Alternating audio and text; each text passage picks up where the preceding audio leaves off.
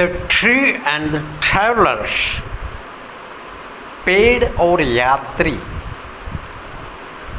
Once there was a huge tree with a broad trunk and innumerable branches right in the middle of a dry land. एक बार एक सूखी जमीन के बीच में एक बहुत बड़ा पेड़ था जिसके तने चौड़े थे और जिसकी शाखाएं असंख्य थी.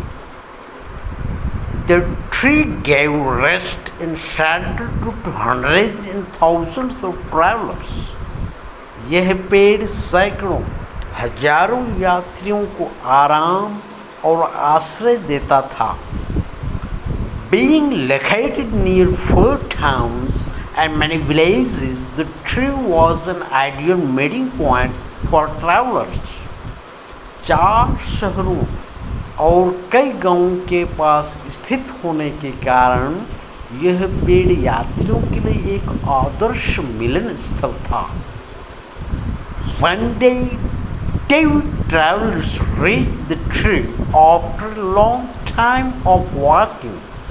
एक दिन 2 यात्री लंबी पैदल यात्रा के बाद पेड़ पर पहुंचे. Their destination was one of the towns nearby. उसका गंतव्य पास के शहरों में से कोई एक था. It was a hot and sunny day, and the travelers were very happy to take a rest under the tree. यह एक गर्म और धूप वाला दिन था और यात्री पेड़ के नीचे आराम करने के लिए बहुत खुश थे. Exhausted, they slumped under the tree.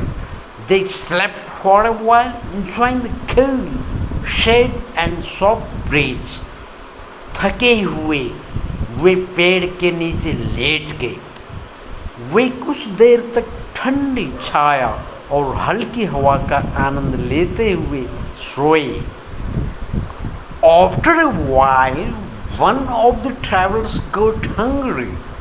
थोड़ी देर बाद यात्रियों में से एक को भूख लगी. They had no food with them. उनके पास खाने के लिए कुछ नहीं था. The hungry traveler looked up at the tree to see if there was any food.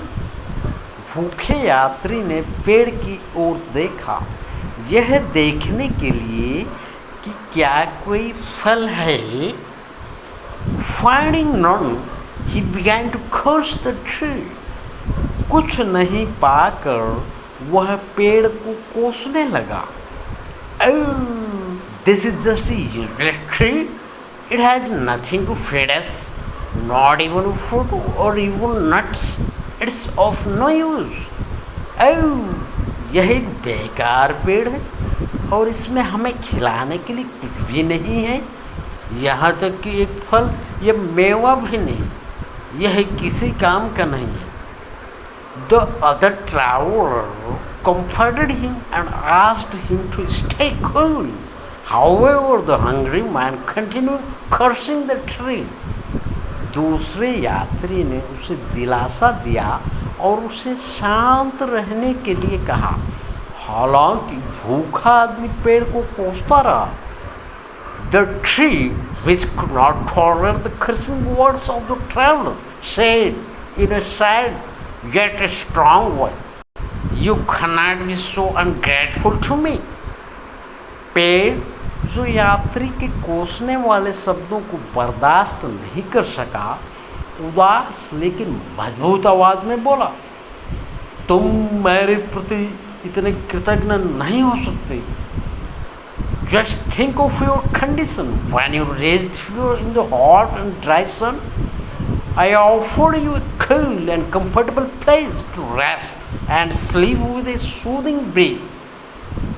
जरा सोचो कि जब तुम गर्म और शुष्क धूप में यहाँ पहुँचे थे तो तुम्हारी क्या हालत हुई होगी.